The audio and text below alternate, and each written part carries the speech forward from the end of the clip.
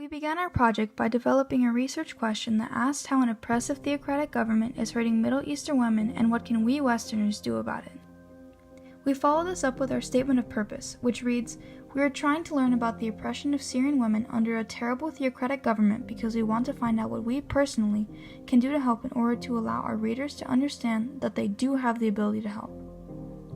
For a bit of background, a theocracy is a government that rules its people based on a religious idol's desire, with a leader who is believed to have religious significance, like a kind of messiah or chosen one, which perfectly explains Middle Eastern culture and society as it reflects the dangers of abiding too heavily by what a god is interpreted to want. The main issue the YPG combats is the ongoing war in Syria, which has led to over a million casualties at this point in time.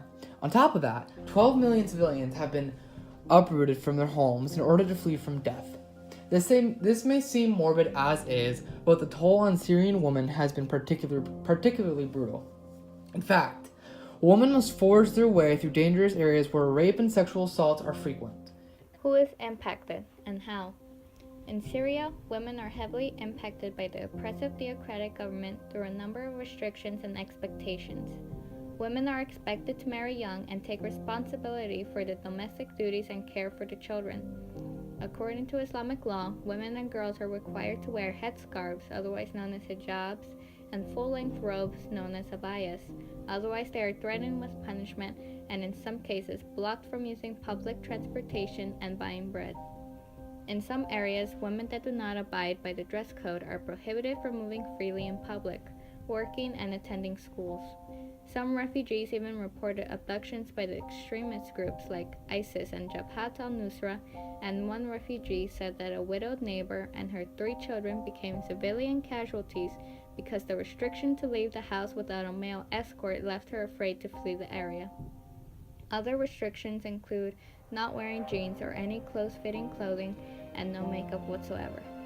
These restrictions can be found in Sheikh Maqsoud neighborhood in the city of Aleppo, the towns of Afrin and Tal Aran in Aleppo Governorate, the city of Hasakeh, the town of Ras Alain in Hasakeh Governorate, the city of Idlib, and the town of Tel Abyad in Raqqa. As Gabe explained, Syria's people have been living in fear due to both an oppressive government and a country in major turmoil due to civil unrest. As he explained, many religious extremists like ISIS and Al-Qaeda emerged, further threatening the people's safety. When many in the West hear of this, we often think about how we wish we could help or how we wish we could save the innocent lives lost. A handful of martyrs from the West acted on this, as they formed their own militia in Syria composed of a ragtag team of Europeans and Americans who decided they personally wanted to help. This group is called the YPG, and it was formed with the help of the Kurdish Democratic Party of Syria, which helps provide supplies to the Western volunteers who fly to Syria for help.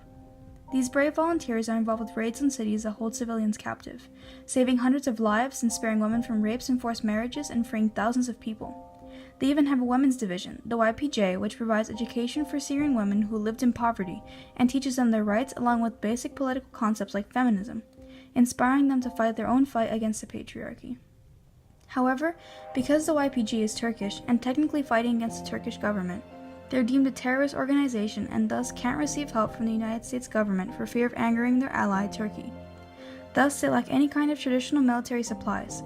All the food, guns, and ammo they receive come from donations from Syrians and Westerners both, and they sleep wherever they can. You can support these brave men and women by visiting their website at heyvassar.com, where you can donate money, send supplies like food, water, and clothes, and learn more about their mission so we can continue spreading awareness.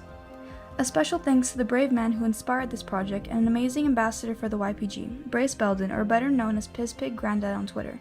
If you'd like to know what it's like to fight for the lives of civilians on a more personal level and laugh a little along the way, please check out his interviews.